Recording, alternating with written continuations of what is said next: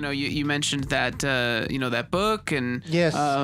So another person that I don't know if you've heard of Synthropic Farming or Synthropic Agriculture, but basically... No, I would love to be enlightened here. This sounds awesome. So basically, this was set up by, or let's just say farming's been going on for a while, like Indigenous-wise. All the Indigenous, it's not something new, right? But the thing is that a guy by the name of Ernst Gotsch, who's a Swiss farmer, went to Brazil. And he basically started this philosophy of synthropic agriculture, which is like mimicking rainforests. So he went and, we basically do what's called monoculture planting to get, a lot of our food. So he decided to create like a rainforest type of setup or agroforestry setup where you plant multiple different types of plants in a system and you look at different stratas of growth. So things that will be low produce. There'd be, banana trees, and there'd be, bunya nuts and all those sorts of things, and putting them all together. And if you have a look on his site, if you go and look at Synthropic Agriculture in Brazil, you'll see what he's done in 40 years to the land that was pretty much bare, and now it's a rainforest that's producing a multitude of food, and it's brought back bird life. It is just thriving. That's incredible. This is, one man that started this sort of movement, and it's now spread to pretty much every country. So the person that I talk about this with is Victor Perez, who's doing, this in our area, and he has transformed the block of land that he's working on, which is about 1.5 acres. And it started off bare and barren about 2 years ago. And now it's starting to, produce. And it was on very poor soil. And so it's about, trying to fix up soil, because if you look at farming, we have a lot of land that's cleared in Australia, and I'm pretty sure in the States as well. And it's predominantly for cattle farming and so on. And they basically, that's going to wreck our environment, because there's, it's compacting the earth, and there's nothing growing there. So there's also the methane that's coming out of all the cattle and all those things. So yeah, for sure. So Synthropy is really about trying to recreate a forest or an agroforest, and also thrive with food provisions. So there's some photos that I've put up there that people can have a look, and there's some links on the episodes there for looking at synthropic agriculture. And I also, in another thing, also, if you might have heard of permaculture as well. Have you heard of permaculture at all? I have not, no. Okay. No. So it's basically, permaculture is working on land that is designed in a similar way, but basically looking at, say, if you had 0.5 acre or 1 acre or whatever, it's about planning your land in a way that you've got chickens, because Australians call it chooks.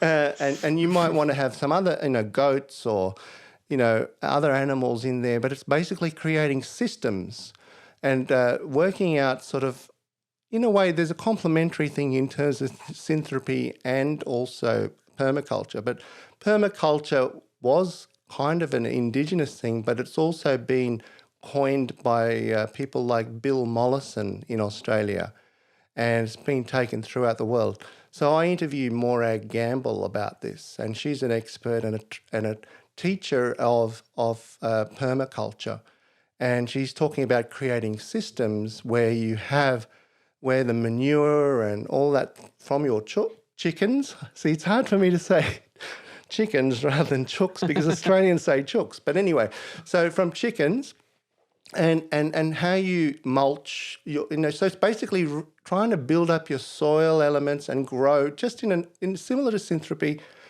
in terms of polycultural growth. So it's multiple different plants together so that they all thrive together. I hope I've explained it better than I could. No, that was awesome. Yeah. That was awesome. I've been enlightened, and thank you for teaching us some stuff. I was going to ask you, if there's anyone that you haven't had on your show yet, but that you really want to have, and if so, why? So there's a lady, Kate Raworth, that's her name.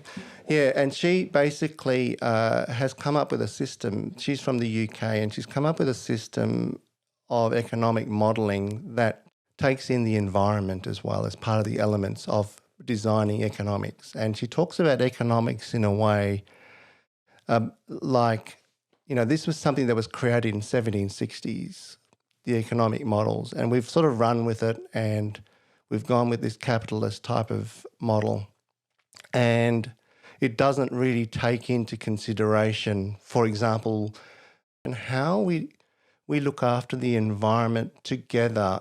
And there's nothing that we're doing now. We're basically raping and pillaging the environment.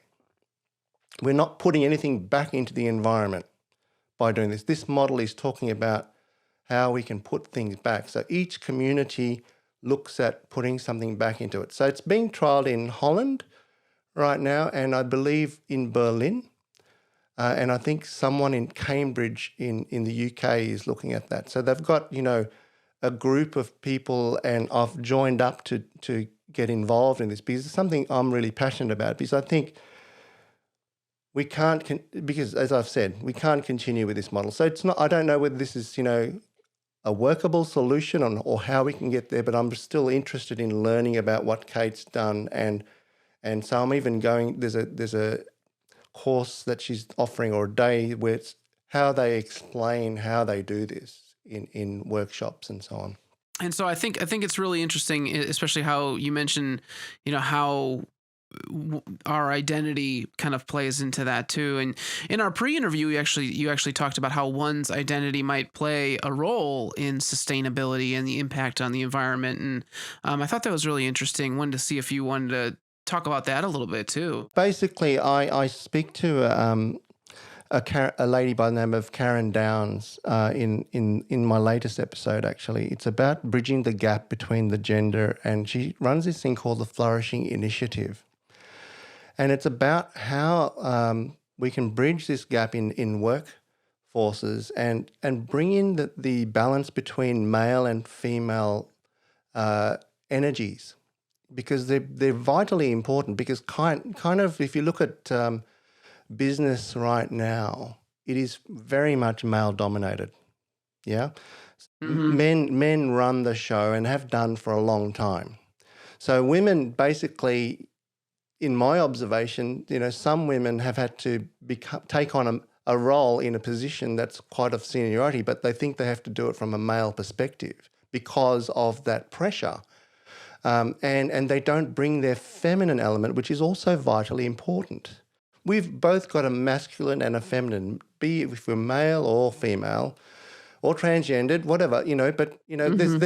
there's we've all got those elements. And how do we bring this into balance and respect that? Because it's really important that we do. So Karen is running a course in July about this in Costa Rica, and it's called FemQ.